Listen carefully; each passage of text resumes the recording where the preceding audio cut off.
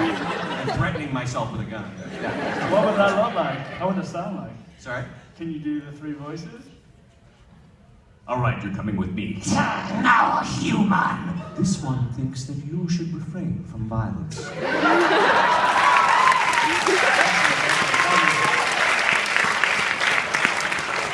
That's not true. Blasto would never refrain from violence. I love watching voice actors work. You guys get insane. I remember I interviewed the girl who did Chucky from Rugrats. And the interview was really normal. And, you know, it's great. And then we said, you know, like blah blah blah. Oh yeah, blah blah blah. And then I asked her, do you mind saying you're watching YTV as Chucky's voice? She's like, yeah, no problem.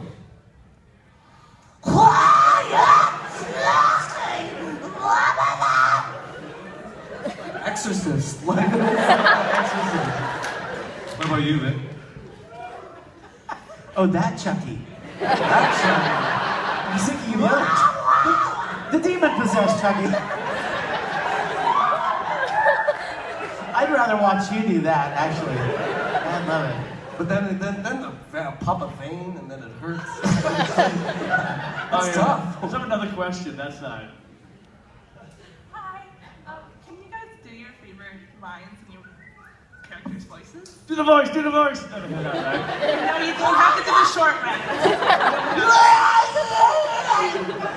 That's my favorite, personally.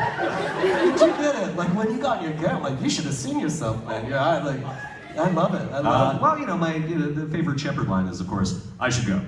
Because I said it the most. And BioWare, you know, with me and Jennifer, they could have had us record that once and just, you know, use it over and over, but they played fair, and so we said it hundreds of times.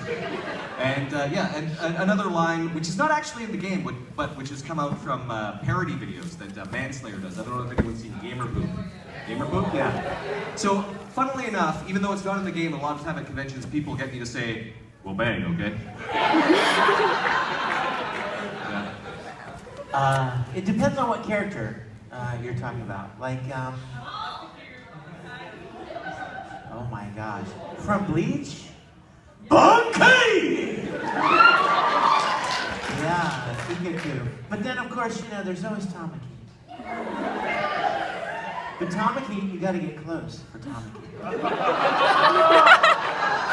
Is the tech guy here? Hey, turn this mic up a little bit. Can you turn it up? Bring it up a little bit. Yes, that's better. What's your name? This is Allie. Allie, can I do a line from Orin High School Host Club? Come here. Allie, what if I let you drink this commoner's coffee from my mouth?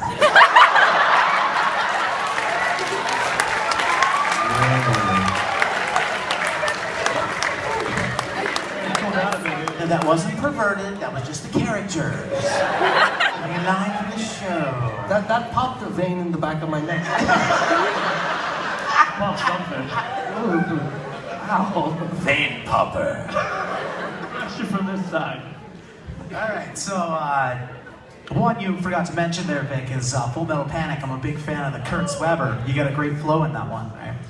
But for all the voice actors here, how much time did you spend actually working with the other voice actors and not just like in a booth by yourself? And along with that, how well do you fare playing off of each other? In the case of video games, now animation, especially things like Simpsons and whatnot, they do it more like a play where you've got all the actors in the room, and that's really the ideal situation because you can feed off each other's performances. Sadly, scheduling being what it is, and the fact that most of the BioWare games we had a cast spread across several continents, it was usually impossible to get together. So you were usually alone in a booth by yourself, but BioWare used a system called Veda. And actually, the acronym for it spells Vader, but they weren't able to call it that because someone apparently owns the copyright to the word Vader. So the system Veda essentially plays the other actors through your headset as you're doing your performance. And so it at least gives you the other people's performance to play off of. You're not there live with them, but if you record first, you're sort of setting the tone, and if you record after the other people do, then you've got all of their performances to work with. Anime, sadly, is you you record by yourself. You're alone. Because, you know, for anime, the animation's already finished, so you have to perform the line in a very strict cadence to match the mouth flaps of the character. And then you've got to deliver a performance at the same time. And maybe it needs rewriting, and maybe there's a pause right in the middle that you missed. So it would be very difficult to get everybody in a room and have everybody hit it every time. It would never happen. So the easiest way is to bring one person in and kind of craft that performance. And it's hard. If you think about any conversation you've ever heard in an anime series, they're not actually having a conversation. One of them could have recorded 3 weeks earlier, and then the other guy comes in and has to deliver a performance that makes it feel like they're actually talking to each other. So anime is difficult in that way, that you don't have the freedom to perform the lines however you want because the animation is already done, and you don't have the other actors there to work with. So it's a little trickier. Thanks, man. Good question. All right, next one. My question is for Vic. If you were stranded on a desert island, what Oron character would you like to bring with you? Oh my God. Cool.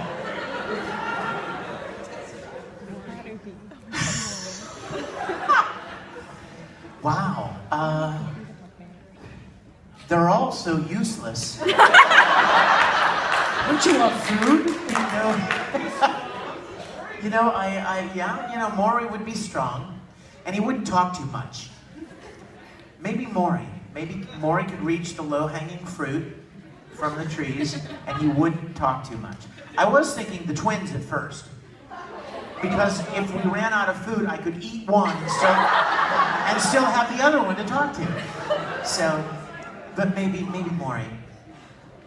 Thank you, sweetie.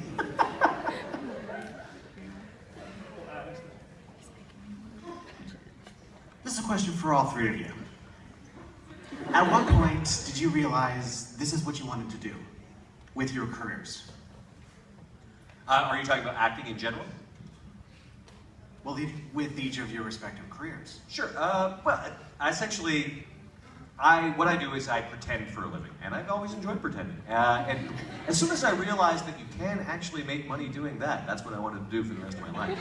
That said, and I think most actors experience this, there tend to be lean years at the beginning.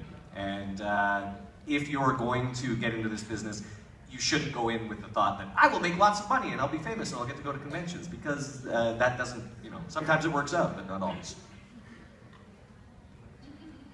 No. It's like, I'm not sure if this is what I want to do with my life.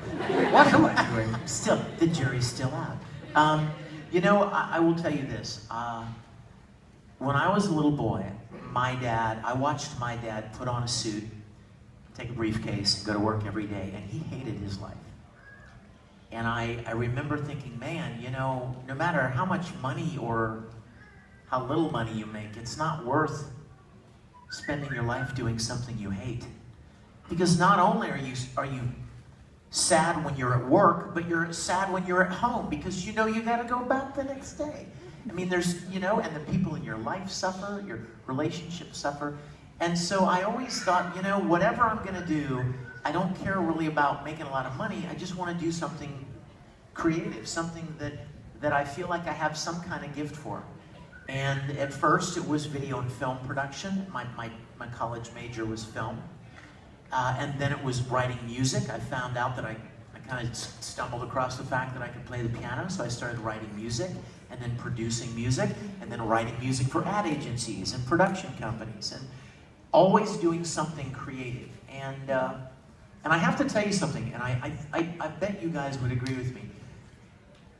I want to encourage you guys, don't follow the dollar. Don't let yourself make decisions based on money. Because as the old guy, trust me when I tell you that you would be infinitely happier making $30,000 a year doing something you love rather than making $300,000 doing something you hate. And I would wish that for all of you. It's priceless to be able to do something you love doing. And there's no guarantee to it, like Mark said. There's no certainty when it comes to any kind of a creative thing. But that's the trade-off. you know? You don't have a set paycheck every 2 weeks and the regimented, dependable security that you may have with some jobs, but that's the trade-off in getting to do something of a more creative nature. So I would want that for all of you. And it doesn't have to be creative. I'm sorry, I'm talking too much. No, please. It doesn't have to be creative, guys. It's not like, well, I don't know how, I don't have a good voice, or I'm not a good actor, or I can't dance, or I don't have these, I can't draw. It doesn't have to be creative. All you need to find is something that gives you joy.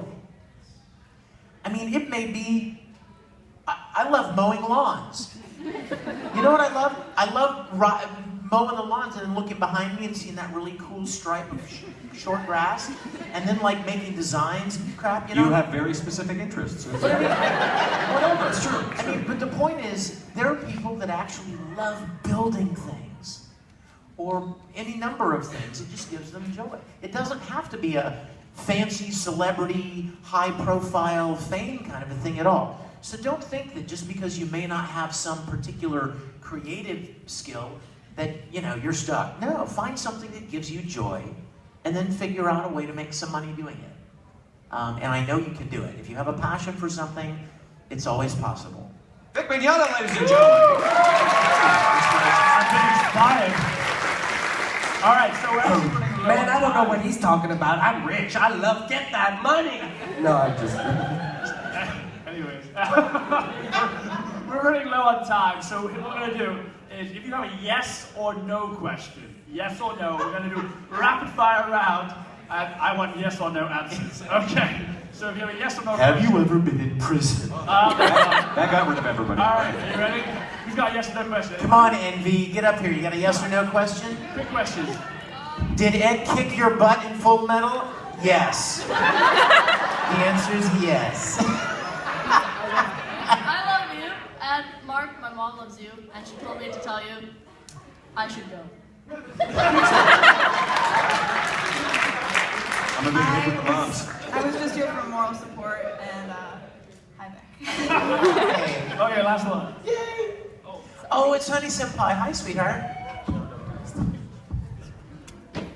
Spider-Man. How much time did you bring me, sweet? Honey Senpai, go eat some cake. Thank you. Love you. That was amazing. Okay, so quick wrap up. Projects upcoming. Did you have a yes or no question? Yeah. What is it? Did you base your voice off of the original anime voice actor at all for any of your characters? No. Okay. The original voice actor was a girl. So, no.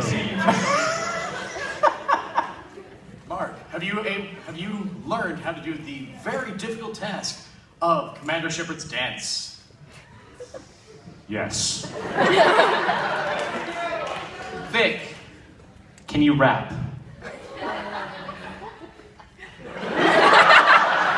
Of course, he's 28. I had a way better question, but you know. I was going to say, this doesn't have to be a yes or no answer, actually. Yes. I'm willing to expand. But I can, yes, I can.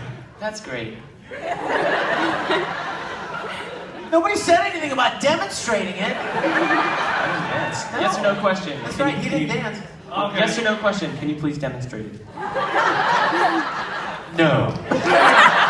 Thank you for your time. We gotta wrap it up. So, upcoming projects. Mark, you've got Tiny Plastic Men is fourth season is launching. I think we just put the first one up on YouTube, and it'll be on Hulu and Super Channel soon. And The Long Dark, which I'm in with Jennifer Hale and Elias Defexis and Mr. David Hayter. That is currently on Steam and Alpha, and we've got lots of players, and story mode is coming soon. Sweet, thank you. I'm working on 10 or 12 different anime series right now. Ruby, Rooster Teeth! Durarara, Garo, there's a big one coming out that I'm not allowed to talk about yet. Actually, 2 of those, so sorry. And then Star Trek Continues. Make sure you tell people about that. Check it out. Like us on Facebook. I mean, it costs nothing. It's all free and fun, and it comes from a place of love for Star Trek. So check it out and share it with your friends, you guys. Thank you. Okay, I'm taking out my mom for cycling on Wednesday. That's recycling day.